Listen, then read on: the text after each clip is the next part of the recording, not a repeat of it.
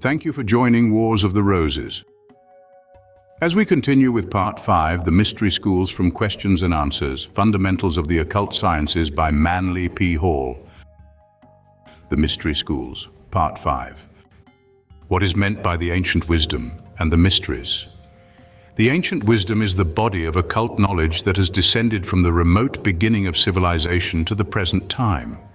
According to the traditions of antiquity, certain divinely inspired teachers, graduates of earlier life cycles, incarnated during the Lemurian and early Atlantean periods, bringing to the present human race the foundations of spiritual, philosophical, and scientific knowledge.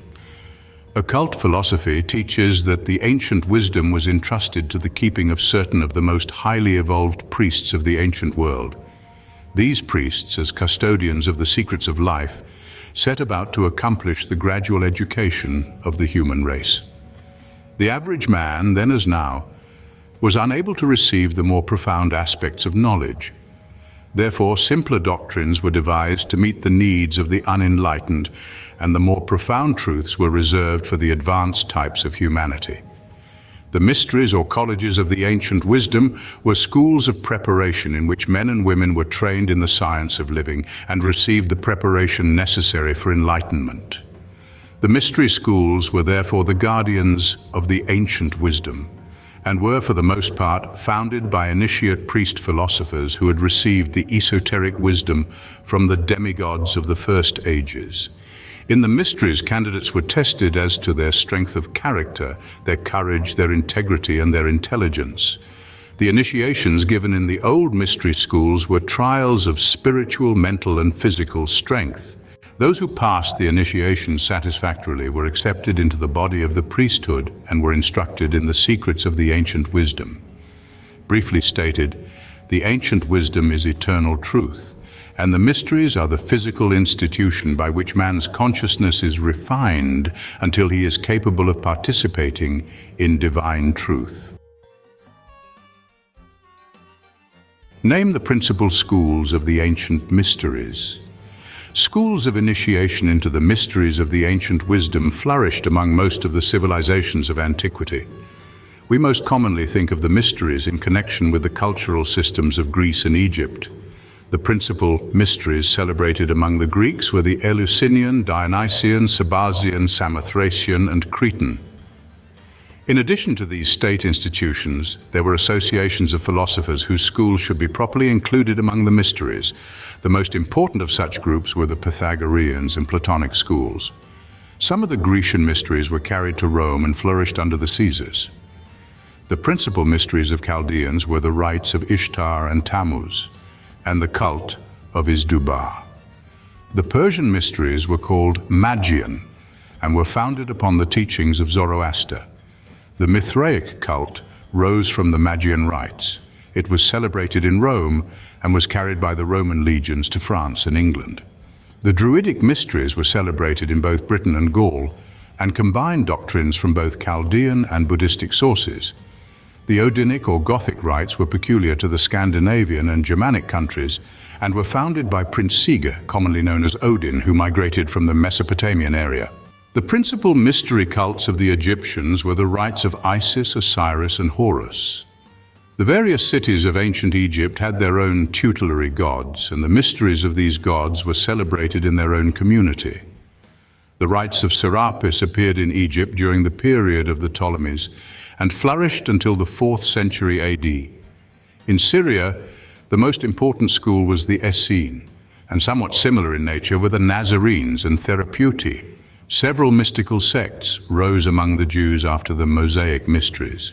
Possibly the most significant was the Kabbalistic school, which had its beginning during the Roman conquest of Judea.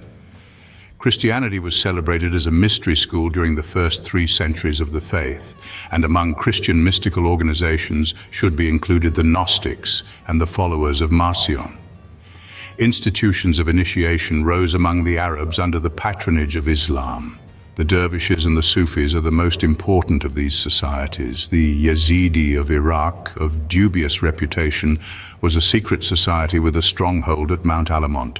The Druses are a secret society still surviving in the Near East. Buddhist mysteries were performed in the Septapana caverns by the early Arhats, and important Brahmanical initiation existed at Ellora and Elephanta. The mysteries are still celebrated in Tibet and Mongolia under the general title of Lamism.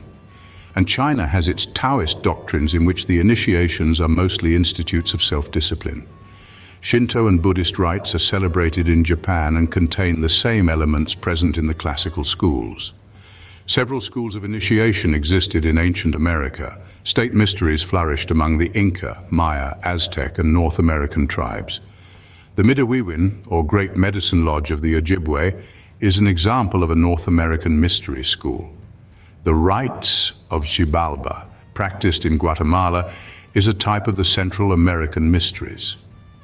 Shamanism exercised a powerful force in Siberia, and the Alaskan Indians and Eskimos derived their mysteries from the nomads of Asia.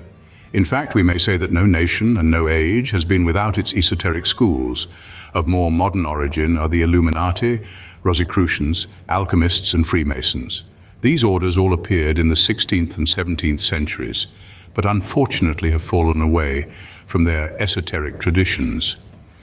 Their teachings are now practiced by sincere individuals who derive their doctrines from the early books and manuscripts of these orders. What is the Great White Lodge? For thousands of years, Oriental peoples have united in venerating a mysterious order of adepts or initiates which gathers at regular intervals to hold secret conclave on the high plateaus of Trans-Himalaya. It is believed by the best-informed students of the occult philosophies that the great initiates of the world constitute together a governing body of superhuman beings, vastly superior to ordinary mortals in wisdom and understanding. This council of adepts is generally referred to as the Great White Lodge, or invisible government of the earth. For nearly 100 years, the British government in India has been trying to undermine the Hindus' faith in Mahatmas and Arhats, but today that faith remains strong and vital, and the length and breadth of Hindustan is bound together in a common faith in the existence of immortal mortals. The Chinese still speak of their sages of the snowy mountains who come down from caves and crossing the great deserts are seen entering and leaving through the northern portals of the Great Wall. These sages are titled in the Chinese language the Sublime Ageless Ones from the Great White Mountains. Even the overthrow of the Manchus and the anti-religious influence of communism in China have not shaken the faith of the people in supernatural sages. Curiously enough, these magician philosophers have been partly incorporated into the hero worship of the Chinese and appear thinly veiled in the worship of the Joss, or interceding heroes. The worship of Mahatmas in China is closely associated with Buddhism, and the mysterious sages are usually believed to be masters of either Hindu or Tibetan Mahayana Buddhism. Among the Egyptians, the great mountain of the world, the Meru or Shambhala, was represented by a mound, a dome-shaped hieroglyphic, surmounted by the axe or symbol or sign of the gods, sometimes called a banner. There is a tradition that the term Great White Lodge was derived from the Supreme Council or College of the Priests of the Nomes of Egypt. This council met at Memphis, the city of the White Walls, or as it is sometimes referred to, the Great White City. The Egyptians were well informed in the secret doctrines of Asia and, like most ancient peoples, acknowledged the secret power of the North, a name for the Trans-Himalayan adepts. The Council of Memphis was unquestionably a branch of the Great School. Unfortunately, many misconceptions have arisen in the West as to the nature and function of the Great White Lodge. Not only has its purpose been misunderstood, but the very names of the teachers or masters who compose it have been subjected to profanation. In the last several years, pseudo-occult organizations have arisen either actually claiming to be the Great White Lodge or to represent it. Needless to say, the Great School of Asia does not flourish as a corporate body, or does it advertise for members in cheap magazines. Certainly it does not offer membership, correspondence courses, diplomas, or free literature. As far as the average student of metaphysics is concerned, the Great White Lodge is merely a name signifying the deepest and most mysterious force at work in the world, a force entirely too venerable, too sacred, to be associated with the commercial and physical issues of knowledge. Knowledge of the existence of the Great White Lodge came to the West, principally through the writings of Madame H.P. Blavatsky and her teachers, the Mahatmas M and K.H. These writings are the fountainhead of Western occultism, and many schools have sprung up giving interpretations or misinterpretations of Madame Blavatsky's work. In the closing years of the 19th century, America and Europe became definitely conscious of occult lore. The mysteries of Asia flowed into Western minds to color the thought and culture of the Occident. Now, after the lapse of some 50 years, we realize that the West has neither the background nor the spiritual sensitivity to sense or appreciate the religious mysticism of Asia. Unable to understand the Mahatmas, unable to grasp the significance of the Great School, bound hopelessly to the literal and the evident and untrained in subtleties, the West has missed the vision. The metaphysical foundations of the 19th century have led to a hopeless chaos in the 20th. Mediumship has been mistaken for mastery, psychism and charlatanism have perverted and obscured the whole issue, until it is extremely difficult for sincere students to find any sure and certain course of procedure. The Great White Lodge is the hierarchy of enlightened souls bound together by wisdom and dedicated to the service of human need. Its lowest parts are composed of lay students and truth seekers, whose virtue is sincerity. It ascends to the various degrees of studentship, probationship and discipleship until the degree of adept or arhat. The degrees still ascend through the various levels of initiates until the whole order has as its apex and head the secret, nameless and unknown one, whom the Egyptians called the master of the secret house. In the definition of the Hindu, the Great White Lodge is the hands and feet of the Lord of the world. It is the peculiar body of truth, and its members together constitute a composite organism through which the formless wisdom is interpreted and manifested. The trans-Himalayan area of Shamu or Gobi Desert formed in prehistoric times the sacred island and the great sea, in the midst of which rose a strange outcropping of azoic rock. This outcropping is referred to as the imperishable land. According to the ancient traditions, it was the first area of solid substance to appear in the process of the Earth's cooling. This area was the North Pole, where the motion of rotation was the slowest. According to the Tibetans, it was upon this North Polar cap, called the lotus crown of the Earth Mother, that the gods descended in the first day.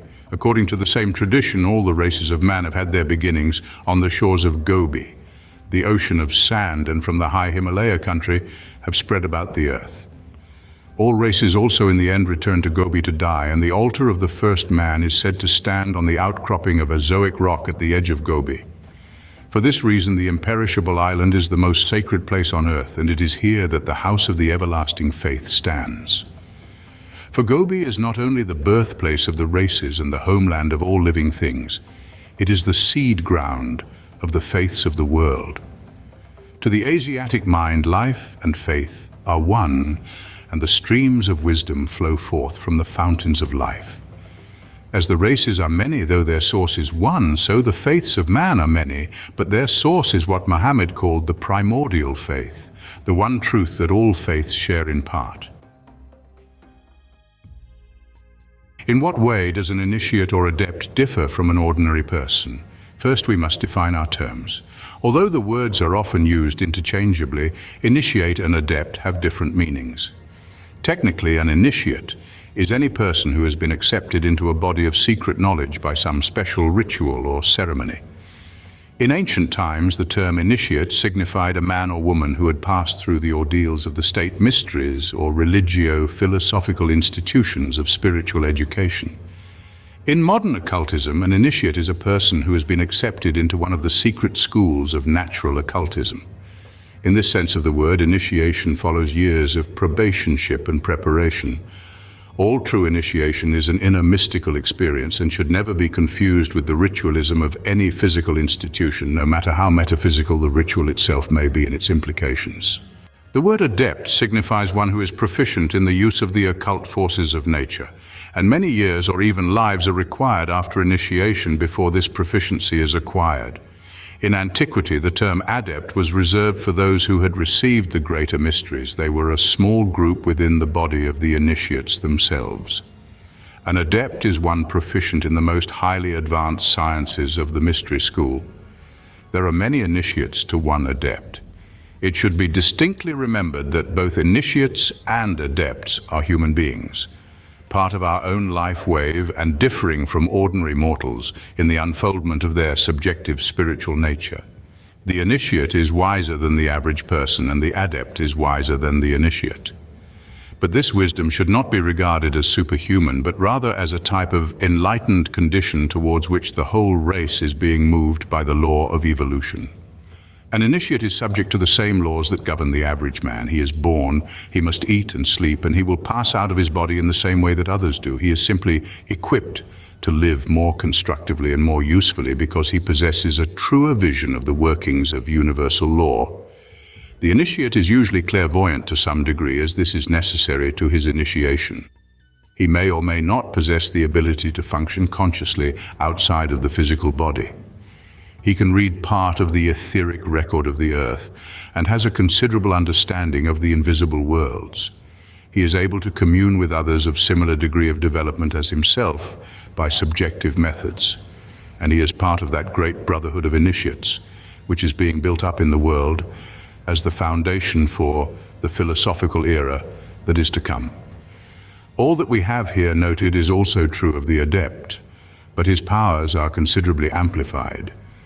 He has become part of the mechanism of the great school itself, and unlike the initiate, he is not apt to mingle commonly in society, but will live apart in some center of the brethren.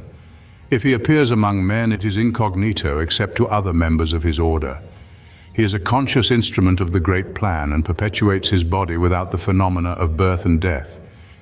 He does not have disciples other than initiates, and it is exceedingly unlikely that he will make his appearance to any person not already highly proficient in occult matters.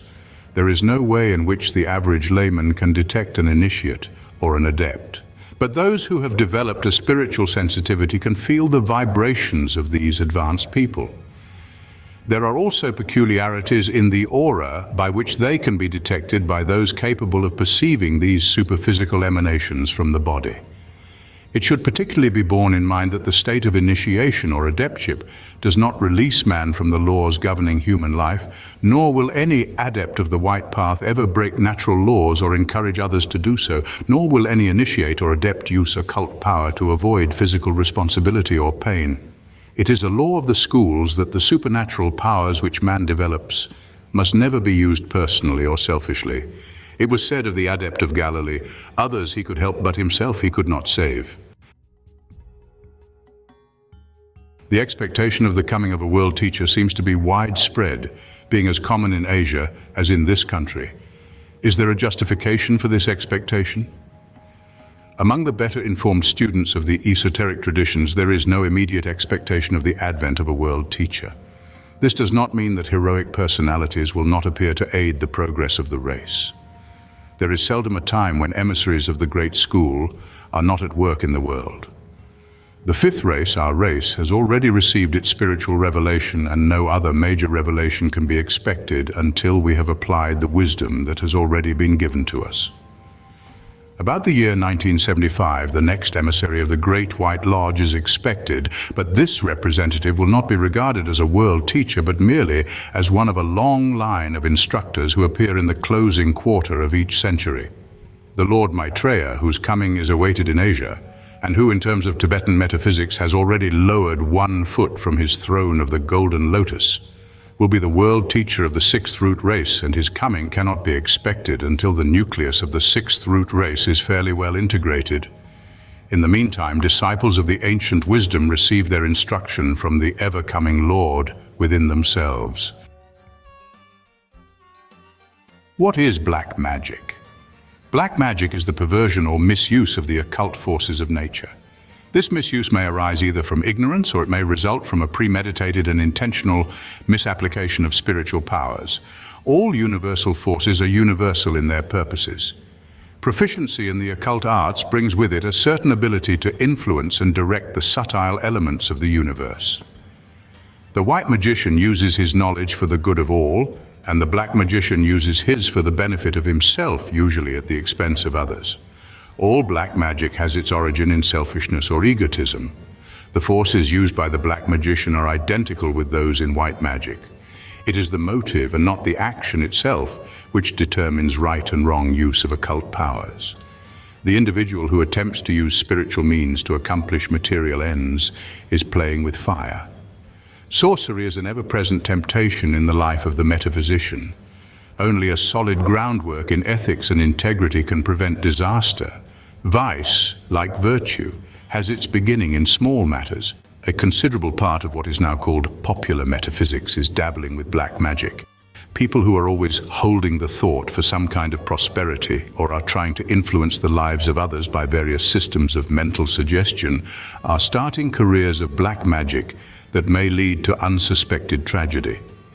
Any individual who tries by any method of the occult sciences to escape responsibility for action or gain that which is not earned by his own effort has his foot on the slippery path of the black magician.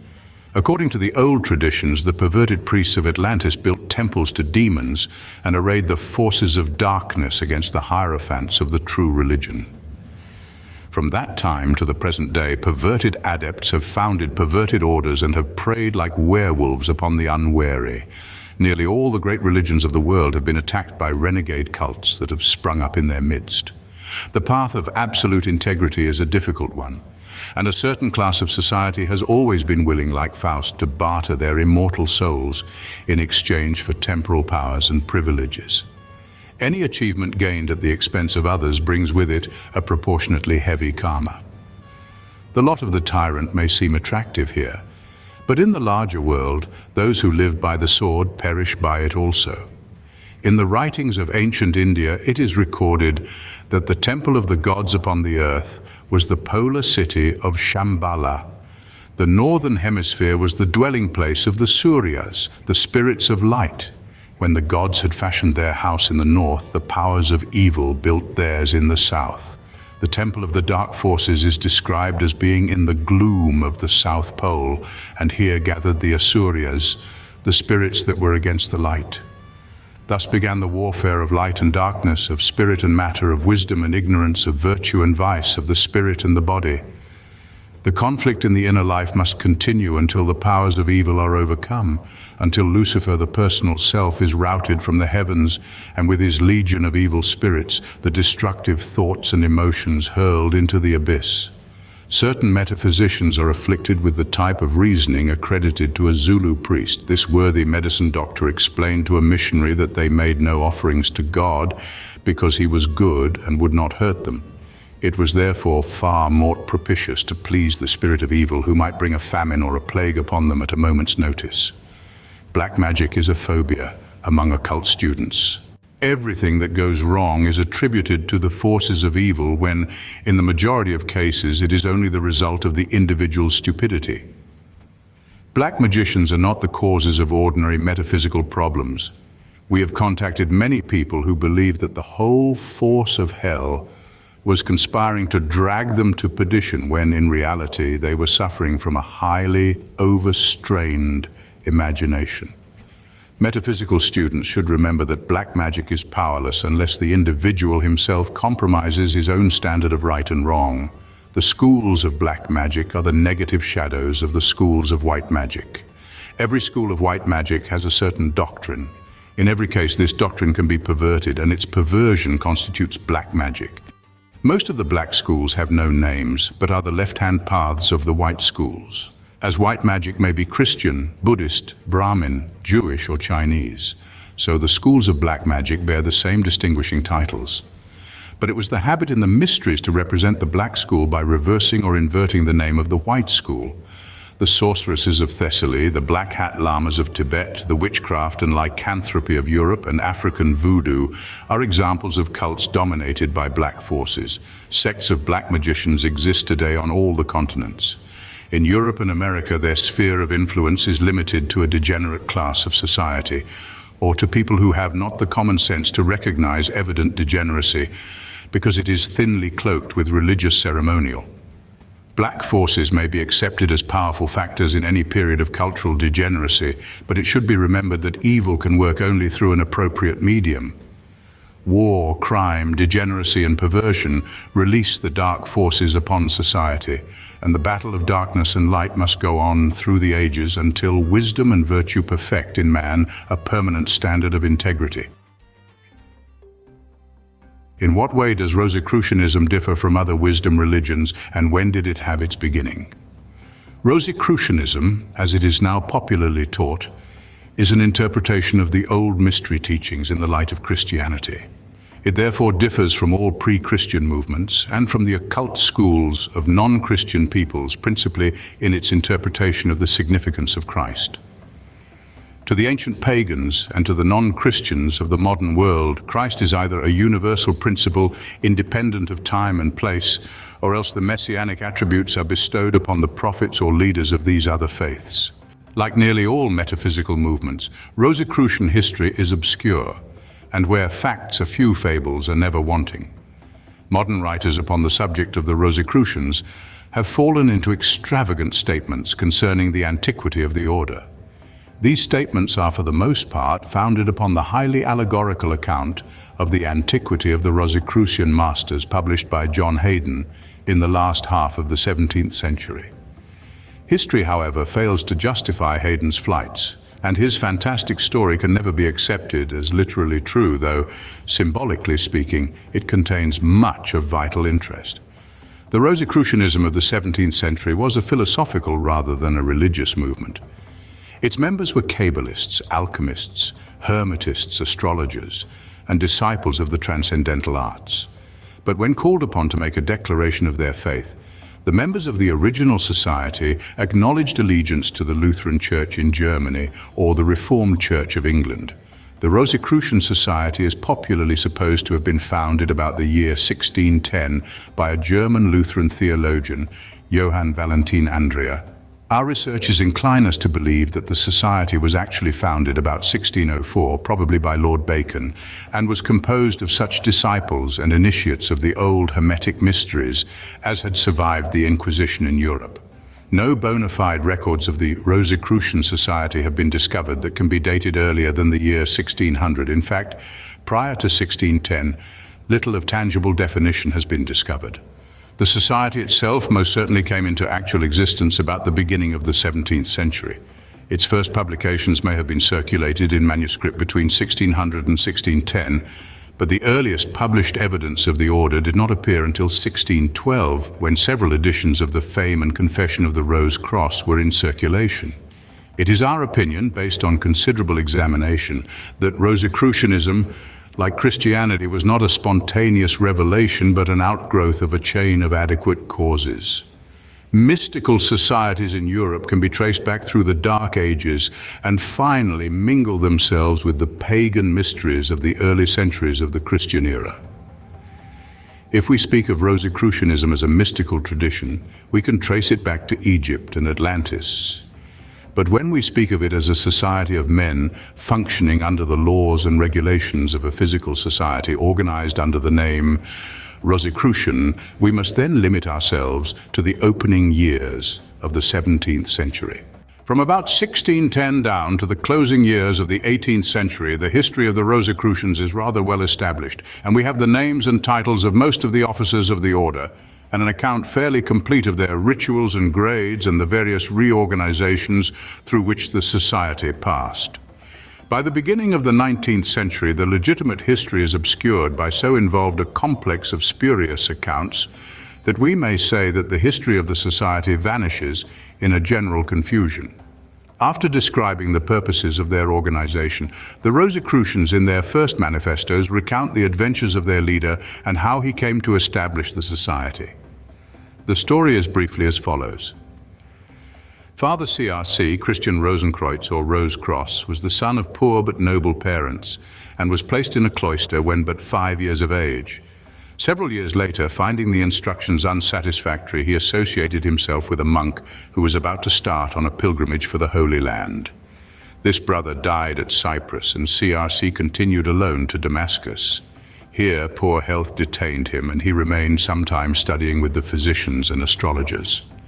Hearing by chance of a group of wise men abiding in Damka, a mysterious city in Arabia, CRC made arrangements to visit them, and arrived in Damkar in the 16th year of his life. Here he was received by the wise men as one long expected and remained with them for a considerable time, during which he learned the Arabian tongue and translated the mysterious book M into Latin.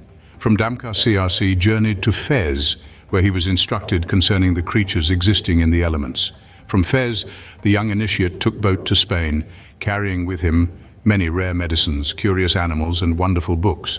He conferred with the learned at Madrid, but they dared not accept his teaching because it would reveal their previous ignorance. So deeply discouraged, he went to Germany, where he built himself a house on the brow of a little hill and devoted his life to study and experimentation. After a silence of 5 years, CRC gathered about him a few faithful friends, and they began to arrange and classify the great knowledge which he possessed. Thus, the Rosicrucian fraternity was founded. New members were later accepted, and the brethren traveled into various parts of the world to give their knowledge to those who were worthy and willing to receive such a boon. The first of the order to die passed out in England, and it was after this that Father CRC prepared his own tomb, in perfect miniature reproduction of the universe. None of the order knew when their founder passed on, but 120 years after his death, they discovered his tomb with an ever-burning lamp suspended from the ceiling. The room had 7 sides, and in the center of it was a circular stone, under which they found the body of their founder in perfect condition, clasping in one hand a mysterious paper containing the arcana of the order. Many efforts have been made to interpret the symbolism of this allegory, for it is undoubtedly a myth symbolically setting forth the deepest secrets of the Rosicrucians.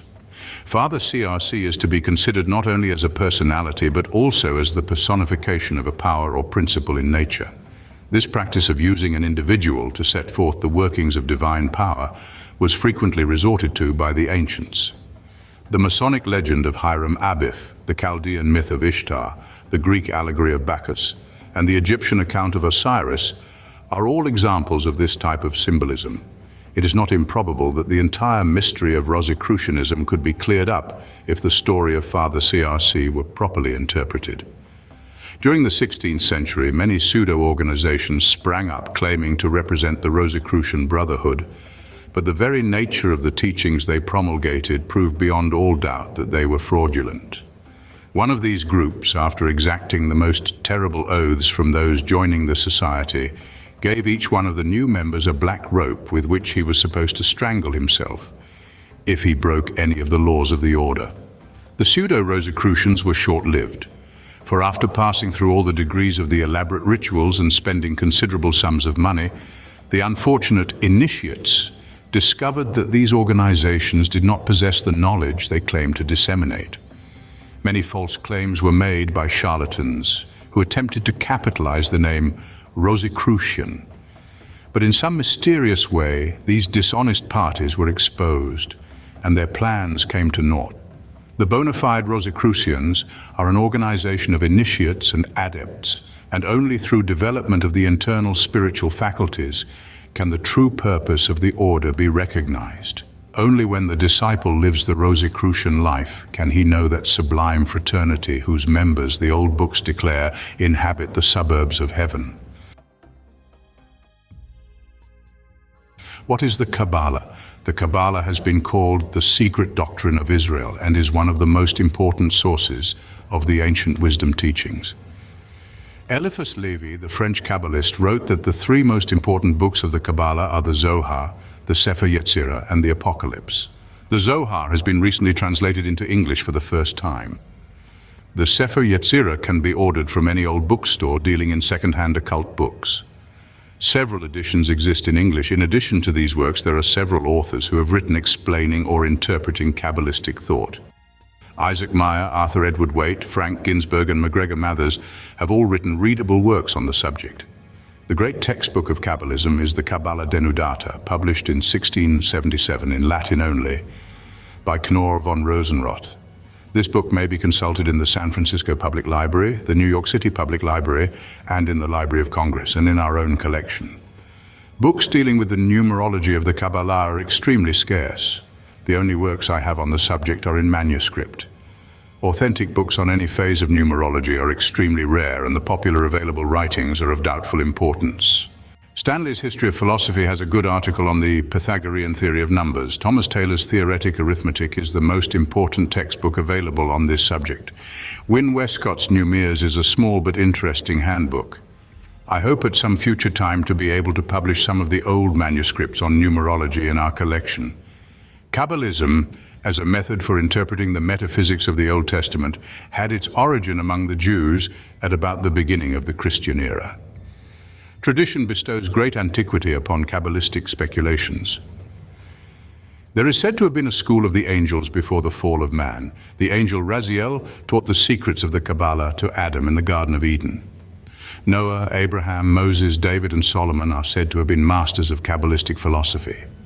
Rabbi Akiba was the author of the Sefer Yetzirah, or the Book of the Formations, and critical scholars date the Kabbalistic school from his time, AD 120.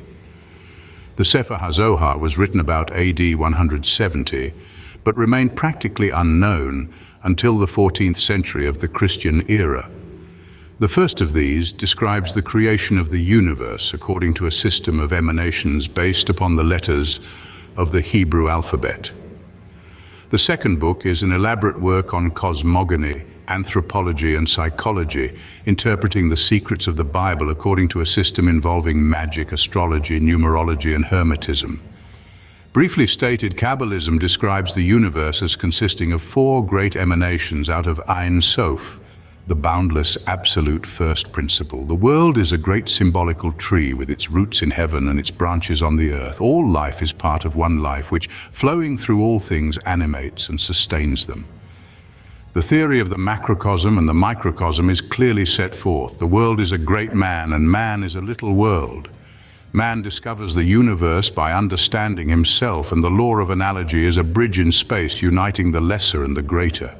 Transcendental and talismanic magic is strongly involved, also necromancy. Deriving authority from the Key of Solomon, a work on spirits attributed to the king of Israel, the Kabbalists bound the angels, chained the demons, and made pacts for various purposes with the invisible forces of nature. It is the necromancy and sorcery of the Kabbalah which has caused this great science to fall into disrepute among Orthodox Jews.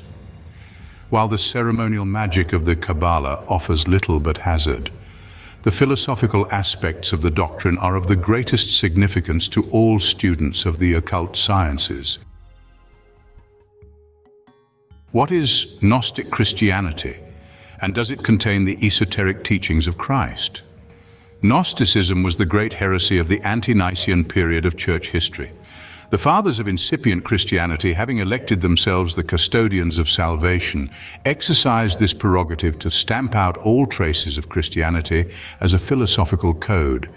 By exiling reason from the gatherings of the elect and substituting blind faith in its stead, they accomplished what they considered the first and most necessary step towards the establishment of dogmatic ecclesiasticism. The Gnostics occupied an extremely precarious position. They were reconcilers of doctrines, and the way of the peacemaker is usually quite as hard as that of the transgressor. Gnosticism was despised by the church because it sought to interpret Christian mysticism in terms of the metaphysical systems of the Greeks, Egyptians, and Chaldeans. At the same time, it was openly opposed by contemporary pagan philosophers, particularly certain of the Neoplatonists, because it appeared to accent, at least in part, the unphilosophic and illogical tenets forced upon the world by the Christian enthusiasts. Attacked from both sides and gradually crushed by the sheer weight of numbers, after a desperate struggle for existence over a period of several centuries, Gnosticism finally passed into the limbo. Though the Gnostics have vanished from the earth, the analogies between Christian and pagan doctrines established by them have proved invaluable to students of comparative religion, fortunate enough to be born in a less intolerant age. Among the names that stand out in the chronicles of Gnosticism, three are preeminent: Simon Magus, Basilides, and Valentinus.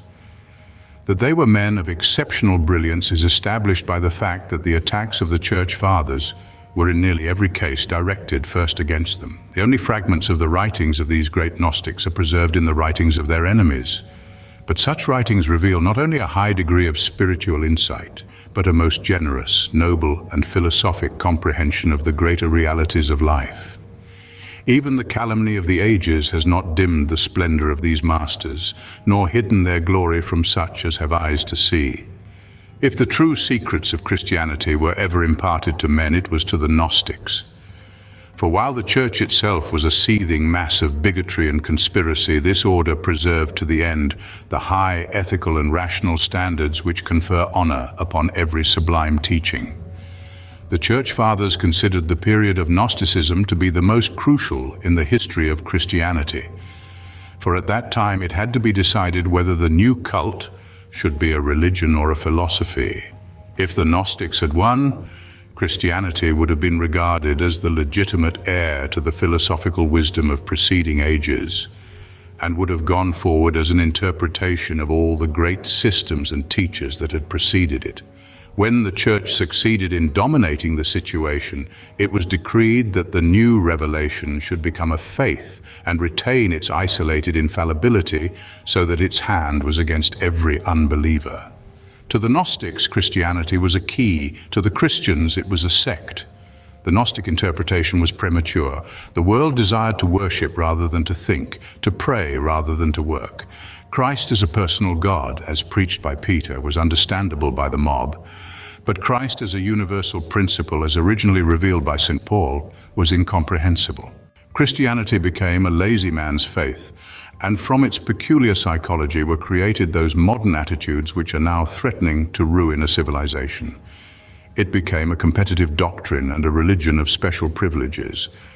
In summing up the doctrine of Gnosticism, we may say that from a simple cult it evolved into an elaborate system, uniting within itself the essential factors of several great faiths. The central idea of Gnosticism is the ascent of the soul through successive stages of being, a series of heavens, each under the rule of a planetary god. Through these, the soul must make its ascent by means of magical passwords delivered to the guardians of the doors. See the Encyclopedia of Religion and Ethics. This ladder of the worlds upon which souls ascend and descend is described in the Babylonian myth of Tammuz and Ishtar. It appears also in the divine Pymander of Hermes, where 7 planetary governors sit upon the 7 concentric circles of the world through which souls ascend and descend. The symbolism appears once more in the royal arches of Enoch and in the revelation of St. John. The commentaries upon Muhammad's night journey to heaven describe how the prophet, after climbing a ladder of golden cords, passed through 7 gates, at each of which stood one of the patriarchs, to receive his word and to beseech him to intercede for them at the divine footstool. There is much in Gnosticism to intrigue the Orientalist. Bardesanes, the last of the Gnostics, admitted himself to have been influenced by East Indian Buddhist metaphysics. This is particularly evident in that part of the cult in which Christ is described as descending through the 7 worlds on his way to physical incarnation. Like the Buddha, he ensouls a body on each of these planes, thus literally becoming all things unto all men. Like the Oriental thought also is the ultimate condition to which Gnosticism aspires. The soul is finally absorbed into an abstract state perfectly analogous to nirvana, so that the end of existence is the condition of not being. In the simplest arrangement of the Gnostic Godhead, we find first the universal Logos, he who stood, stands, and will stand. By nature and substance unknowable, he is the incorruptible form who projects from himself an image, and this image ordains all things. From its own eternal and imperishable nature, that which abides emits 3 hypostases, which Simon Magus calls incorruptible form, the great thought, and the universal mind. Among the later Gnostics, the Godhead is represented thus: 1. Anthropos, the man. 2. Anthropos, son of Anthropos, man, son of man. 3. Ildabaoth, the son of chaos. Ildabaoth, who corresponds to Zeus in the Orphic and Platonic metaphysics, is called the Demiurgus, or Lord of the world. The Gnostics believed that was this Demiurgus to whom Jesus referred when he spoke of the prince of this world, who had nothing in common with him. The Demiurgus was the personification of matter, the monad of the material sphere with all its massive sidereal phenomena. Ildabaoth gave birth out of himself to 6 sons who, together with their father, became the 7 planetary spirits. These were called the 7 archons and correspond with the guardians of the world, described by Hermes.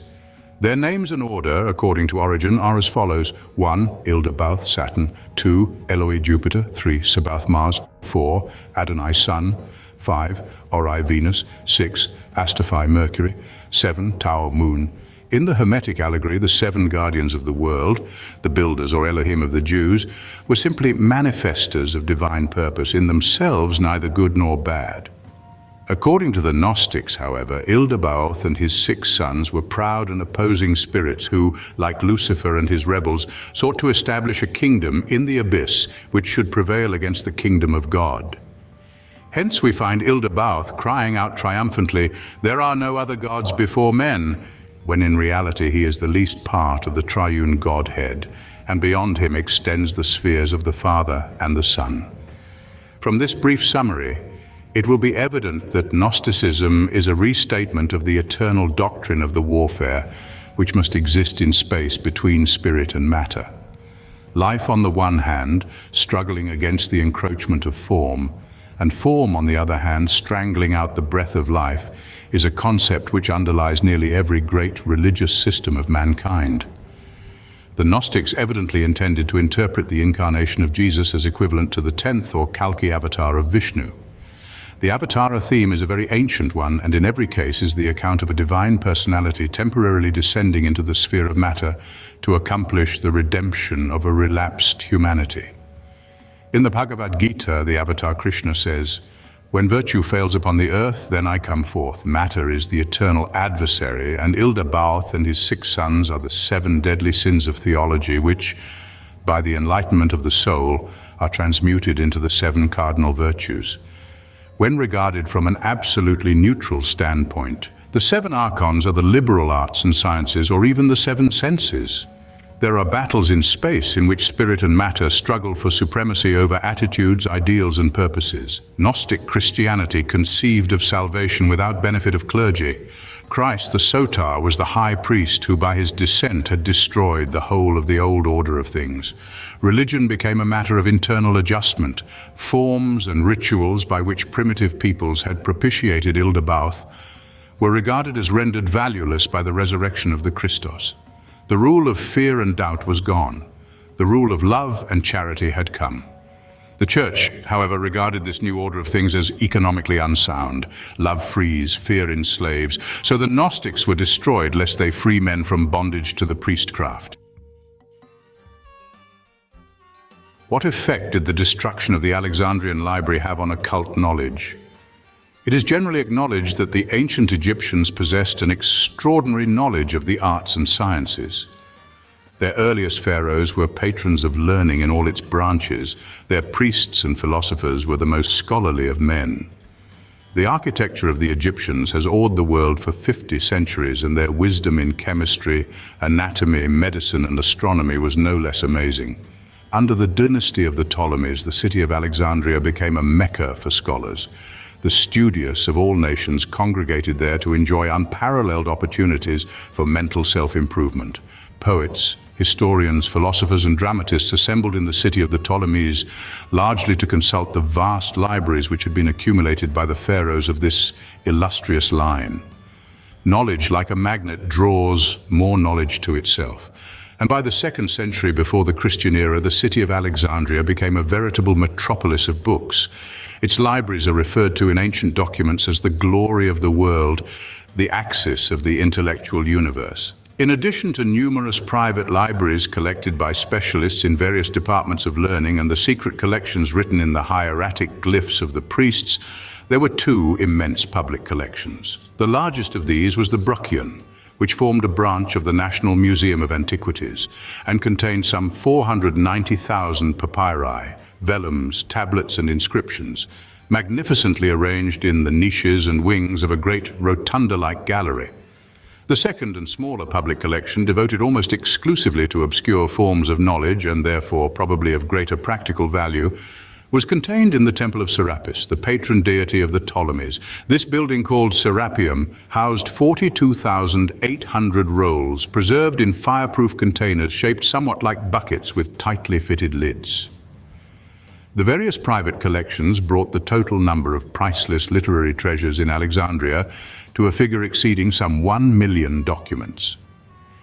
It is difficult to compare this ancient collection with any modern library. Many institutions of the present day contain a larger number of books, as for example the British Museum, which has over 70 miles of bookshelves. But modern collections are mostly printed books, of which there are numerous copies, comparatively inexpensive and easily secured. The Alexandrian collection was made up entirely of handwritten works, for the most part unique copies of the greatest antiquity, each of which today would be worth a king's ransom. There is not enough money in the world to buy the Alexandrian Library if it existed today. When we realize that one 4th century Greek manuscript, the Codex Sinaiticus, is now being purchased by the British Museum for $500,000, we get some idea of the values. The fate of the Alexandrian libraries is one of the greatest tragedies of history. In the 1st century BC, Cleopatra contested with a brother for the throne of Egypt. Caesar ordered the burning of the fleet in the harbor of Alexandria. A strong wind rose, the fire reached the docks and spread. Before the conflagration could be checked, it destroyed the Bruchion and the greater part of the city. When Cleopatra entered Alexandria under the favor of Caesar, she ordered herself carried to the ruins of the great library. The old accounts tell that she beheld a veritable mountain of charred manuscripts and rolls, and the Queen of the Sun cursed her ancestors that they had not made adequate provision to protect the library from fire. The burning of the Bruchion was regarded by the Egyptians as a national disaster, and by way of atonement, Rome presented to Cleopatra several valuable collections of manuscripts which it had accumulated from conquered peoples. Mark Antony was especially active in the restoration of the Bruchion. The great Alexandrian libraries were a second time destroyed by Aurelian about 273 AD. The Serapeum was completely razed by the Christians in 389 AD by the Edict of Theodosius. The colossal statue of the weeping god Serapis, which stood in the midst of the Serapeum, was also demolished at this time. Alexandria never entirely recovered from this third catastrophe. The love of learning lingered on, however, until the last of the great collections was entirely wiped out by Amru the Saracen in 640 AD. Thus perished the glory of the world, the sanctuary of the arts and sciences, mother of wisdom. If we were asked to estimate what humanity has lost through the destruction of the Alexandrian libraries, we need only to say that after Alexandria came the Dark Ages, the total eclipse of essential learning. Today, 100 branches of art and science, philosophy and religion are laboring patiently and prayerfully to restore a body of knowledge which perished at the hands of ignorance and vandalism. The lost arts and sciences, the secrets of everlasting pigments, the mystery of malleable glass, the ever-burning lamps, and the transmutation of metals are among the minor losses. The greater tragedy is the loss of the histories of the antediluvian world, the beginnings of civilization, the origin of races, philosophies, religions, and sciences, the secrets and accumulated knowledge of the lost Atlantis, and the story of its final destruction when, according to the Troano Codex of the Mayans, it sank some 10 to 12,000 years ago, carrying 60 million souls to death in a single night. Thus, the most precious secrets of human origin, to which we have recovered only the faintest clues, vanished away in smoke. Serapis, the sorrowful god, had the literature of 1,000 generations for a funeral pyre, but wisdom did not entirely die with the burning of its shrine. According to Theodas, faithful librarians and priests rescued a few of the most priceless of the manuscripts, hiding them in various places, and secreting a considerable number in underground temples in the Sahara Desert. Our great libraries and museums probably include among their various collections some mutilated fragments of this old collection that came to light in various excavations. But the important parts, if preserved, have not yet been rediscovered by the modern world. What are the qualifications for discipleship in the mystery schools?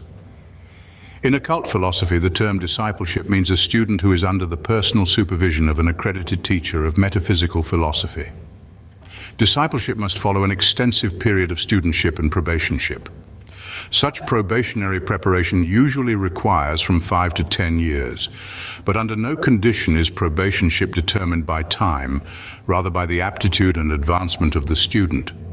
In the Eastern schools, the disciples live with their teachers, usually in the capacity of servants, performing without question or reservation any task he may order. In the Western schools of the classical period, each disciple was appointed a teacher and studied with him usually from 5 to 15 years.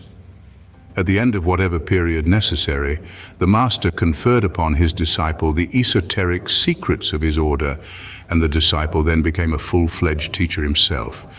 Even after receiving the arcana or secrets and becoming himself a teacher, the disciple remained always in the relationship of a pupil to the particular master from whom he had received instruction. This relationship continued until the master's death.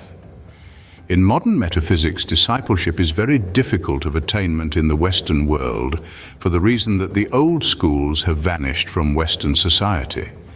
It would be incorrect, however, to say that it is impossible to achieve discipleship in the West, for the reason that highly advanced probationers are usually brought into contact with proper instruction when they are ready to receive it. The reason why so few Western students of mysticism ever get anywhere is because they cannot successfully pass the tests of probationship. These tests not only involve a high standard of living and thinking and a dedication to the ideals of mysticism, but a special culturing of practical common sense. The majority of students in the Western world fail because they wander off to worship at the altars of strange gods and are imposed upon by the innumerable shysters and charlatans in the field of modern occult sciences. Falling sickness is the most serious disease of the truth seeker. He is always falling for some strange, unreasonable cult, or for some silly pseudo-revelation that has nothing in it of real or permanent value. The student who cannot avoid unfortunate affiliations evidently lacks the discrimination that would fit him for acceptance by a real esoteric school. Probationship in the West is a voluntary dedication to mystical discipline. It brings with it a deluge of problems and responsibilities. If the probationer cannot master circumstances and prove his strength, he must wait until another life and try again. 2 or 3 backslidings in one life make achievement in that life very improbable. But each new incarnation brings with it greater strength and greater intelligence out of the experiences of the past, and in the end each soul succeeds. The essence of the matter is not speed, but thoroughness. Briefly stated, the requirements of discipleship are a high standard of personal integrity, a good development of the faculty of discrimination, a well-rounded background in the literature, culture, and ethics of metaphysics, and an indomitable courage to sacrifice the lesser for the greater. There must be physical, emotional, and mental control and direction, and an abundance of constructive patience. All attitudes must be impersonalized, inordinate attachments must be overcome, and the life must be dedicated to the transmutation of the lower nature and the practice of the virtues. Discipleship is the living of the philosophic life. And when this has been accomplished, there is nothing that can prevent the disciple from being a teacher of one of the branches of the esoteric schools. Give a practical definition of mysticism. There are 3 terms in common use among metaphysicians which should receive exact definition.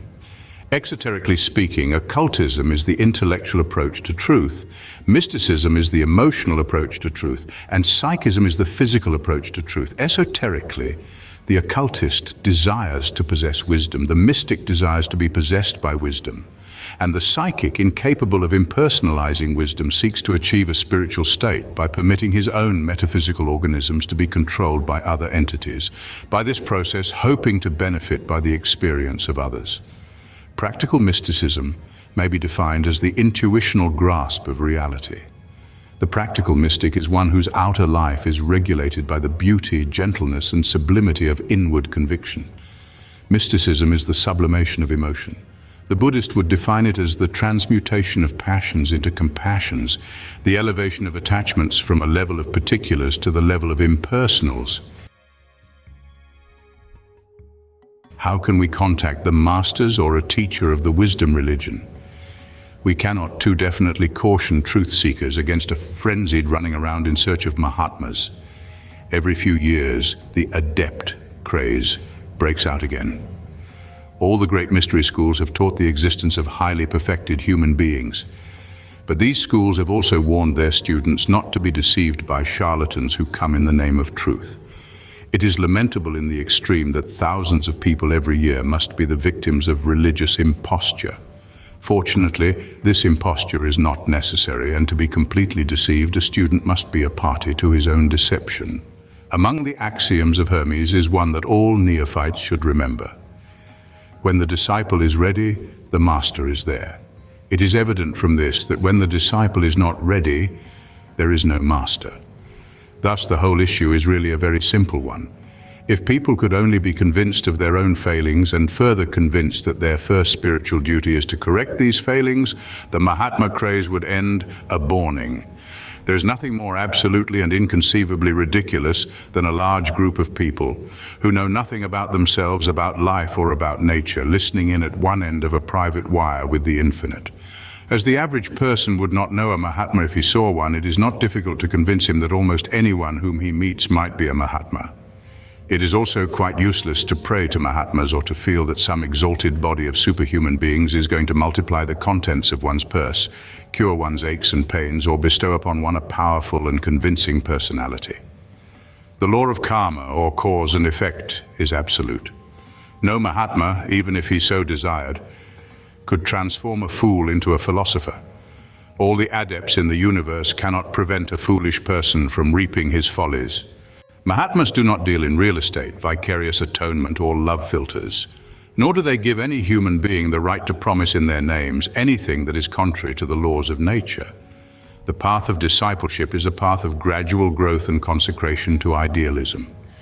The average person must spend many lives in preparation before he can expect to be given advanced instruction by one of the masters of wisdom. Long before he is ready for such instruction, he has renounced the physical world and its illusions. He no longer desires wealth and power and platitudes. He no longer holds out his purse to be blessed, and he no longer sits aghast at the feet of miracle mongers. Such tactics belong to tiny little hysterical souls who have glimpsed but little of the light that sustains the world. The coming of a teacher has been well described by one of the alchemistical philosophers of the 18th century. This consecrated and enlightened soul explained that for nearly 50 years he sought diligently for the wise man's stone, truth.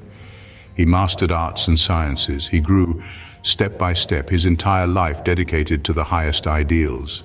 Each discovery that he made, he gave to the world. As a physician, he healed the sick and the halt. The lame and the blind made a path to his door. He asked nothing and he gave all, preserving with the depth of his knowledge the gentleness of his spirit. He relates that one day, as he worked in his laboratory life, seeking for the medicine of human ills, wisdom, a voice spoke to him. He turned, and there beside him stood a traveler, a sage. The stranger wore the simple garb of the country and bore a pack on his back, knowledge. In a few words, he revealed to the alchemist, spiritual chemist, the secret he desired to know. Then, without bothering to open the door, the stranger disappeared. The alchemist fell on his knees and gave thanks to God, and then rising, hastily began to perfect the experiment, mindful of the needs of others. He never saw the stranger again. Such is a true story of a prepared student who was given that which he was prepared to receive. When man, by virtue of his own merit, is in need of instruction, no power in heaven or earth can come between him and that which he merits. Until he is ready, no power on earth or in heaven can give him a knowledge of which he is not capable or worthy. Adepts come only to individuals, for no group of people simultaneously merits the same instruction, nor does any adept send one exclusive messenger to bear witness of him. The adepts serve all who need them and are ready for their instructions. They have no favorites or spiritual pets. The student who desires to contact an adept must place himself under rigid discipline for many years and hope by this process to develop qualities which the great school will find useful to its work. To restate once more the true formula which should be made part of the life of every true aspirant. When the disciple is ready, the master is there. Do you advocate joining organizations and brotherhoods promulgating certain religious, philosophical codes? If so, kindly give the names of such sects and groups as you can recommend. This question must be considered from several angles. In the first place, it has often been said that in organization there is strength. But is it not also true that this strength is of the organization and not of the individual. Groups of people, either in communities or in organizations, depending upon each other for mutual support and mutual enlightenment, all too often lose both their individuality and their independence. Thus, while the strength of the entire group is continually increased by new recruits, it is a question just what effect is produced upon the recruit. In the second place, motive is the deciding factor in many of these problems. Why does an individual join an organization? Is his purpose to lean upon or to be leaned upon? If he is weak, he will lean upon any strong personality with whom he comes in contact. And if he is strong, it will not be long before the greater part of an organization will be leaning upon him, and he will be denounced by that vast number of leaners, who will become envious of his intelligence if he possesses any. Most people who join religious and philosophical organizations do so for what they can get and not for what they can give, and a large group composed of individuals with axes to grind has very little to offer to an active, independent intellect. In the third place, organizations have a habit of being inconsistent and inconstant in their doctrines. Today you may be able to vouch for everything they do. Tomorrow their policies may be widely at variance with your ideals. Most organizations, moreover, do not contain more than one real mind. This mind is reflected in the membership. When this individual mind changes its opinions, the membership, chameleon-like, changes its mental and spiritual shades to match the background. Those who will not change branch out and form a new society. Finally, what was once a single train of thought and purpose becomes a seven-headed hydra with all the heads biting at one another. In the fourth place, organizations are segregative and separative. If you join an organization, the world considers you as championing the doctrines and codes promulgated by that group with which you have associated yourself. The saddest part of this feature is that the world also considers you as being opposed to and irreconcilably against those other organizations and individuals whose ideals are at variance with the cult that you have accepted. In other words, the world says that if you are for one thing, you must be against all else. Or if actual animosity does not exist, there must be at least a dangerous indifference. In the fifth place, it is a well-known fact that crystallization is the keynote of the physical world, and vitalization the keynote of the spiritual world. Organizations seemingly cannot exist without crystallization, which gradually produces in spiritual movements the same conditions that it produces in the physical body: age, disease, suffering, and death. Death is the separation of conscious life from a vehicle no longer capable of giving it expression. All spiritual truths die when their vehicles become crystallized, and no organization has yet been formed which has been able to escape the inevitable dissolution resulting from crystallization. If the organization could die without involving the individuals who compose it, things would not be so bad. When the mind has followed and accepted dogma and creed for a certain length of time, it becomes incapable of individual estimation. And the decay of the organization, by destroying the crutch upon which those lean who have lost the power to stand alone, leaves its component parts hopeless, helpless, and useless. In the sixth place, the modern world lacks the solidarity of antiquity. We are a generation of superficial thinkers, and therefore the products of our thought are superficial and impermanent. The organizations and institutions of antiquity stood for centuries because their founders and members represented the highest types of intellect. The ranks of the ancient educational and spiritual orders were not composed of easy believers. Each member dared to think his own thoughts, live his own life, and doubt anything that did not seem reasonable to his senses. Ancient religion was not a process of acceptation. Every theory advanced was discussed and accepted or rejected upon the basis of its intrinsic merit. If modern organizations were of a standard conformable to those of the ancients, they would be of vastly greater value. Although being organizations, they must meet the inevitable fate of organizations: crystallization. Modern cults are all too often the brainstorms of honest but mentally incompetent persons who, fired with aspiration but lacking logic, reason, and philosophical education, are not properly qualified to finish the task they have begun. In the seventh place, we are unfortunately living in an age of commercialism, which has as surely permeated our philosophical world as it has our material sphere. A great number of cults and creeds have been foisted upon the public, not by philosophers and mystics, but by financiers. Many of these have been eminently successful, as the disillusioned members will testify after the bubble has burst. In this respect, it may be truthfully said that the devil has quoted scripture with profit. Indeed, it has become quite a problem now to decide, when joining an organization, whether it will lead you to heaven or to the poor farm. In the eighth place, spiritual and philosophical societies are the breeding grounds for the most dangerous form of hero worship extant. It is positively amazing to note how quickly half a dozen foolish people can make a demigod out of a seventh poor sinner. It is our firm belief that no person who ever worshipped a man understood him. Nearly all groups of people seem concerned with the perpetual deification of some poor, hard-working, long-suffering human being who may have died of starvation, whose words are quoted as scripture, and whose accomplishments form the axis of the organization. Having considered the arguments against affiliation with religious and philosophic organizations, it is only fair to present the other side of the proposition. There are two outstanding reasons why affiliation with the right kind of a group may attain a definite and constructive end. 1. In an age which organizes and incorporates all forms of activity, it is almost impossible for religion, philosophy, and ethics to survive unless they combat material organization with spiritual organization. Single individuals are overwhelmed by the mass movement of a materially organized civilization. Unless those interested in maintaining the high standards of culture absolutely indispensable to the survival of the race pool their strength, modern commercialism may totally obliterate creative idealism. 2. Man's mind is tremendously influenced by what takes place about him.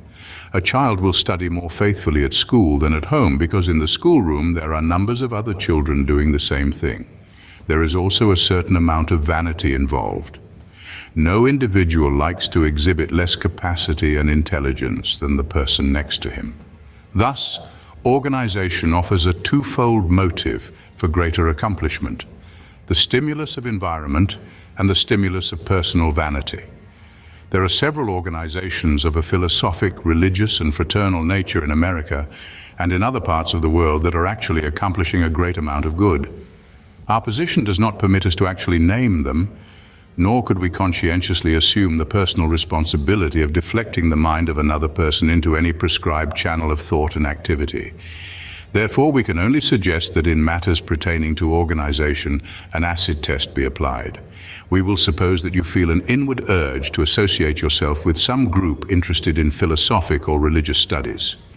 You should investigate the matter very carefully, realizing that in all probability many of your future actions will be influenced by the code promulgated by that particular cult. Do not be in haste to join new movements that have not had an opportunity for time to pass upon their merits. Time is the heartless critic, continually denouncing and exposing weakness, falseness, and inconsistency. On the other hand, do not condemn that which is new, but restraining both enthusiasm and criticism, judge all things by their works. There are good organizations, bad organizations, and indifferent organizations. Good ones are in every case progressive, altruistic, educational, non-commercial, and impersonal. They seek to build individual characters, teaching men how to think rather than what to think. Bad organizations are usually non-progressive, penurious, bigoted, commercial, and personal. They are usually built up about some individual who believes that he can increase his own power and position by having an organization back of him.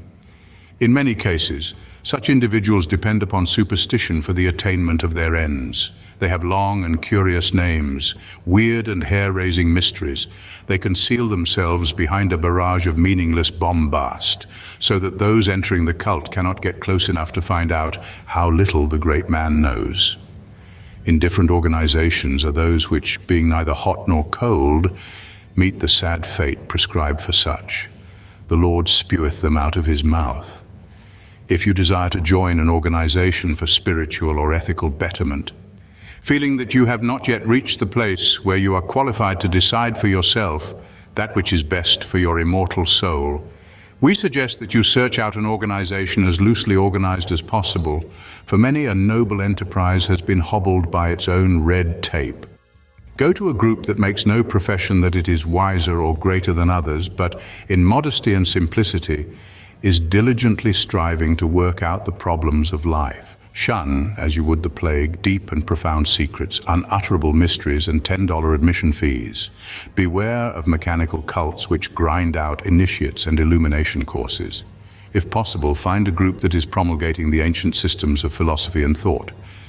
Eschew exclusiveness and permit yourself to be involved in nothing that is not big enough to recognize the good in all men, the wisdom in all religious systems, and that truth belongs to no man. Beware most of all of any group or cult which is the self-appointed and sole custodian of truth for all who believe they are the only ones to whom God has communicated his divine knowledge, brand themselves as false prophets.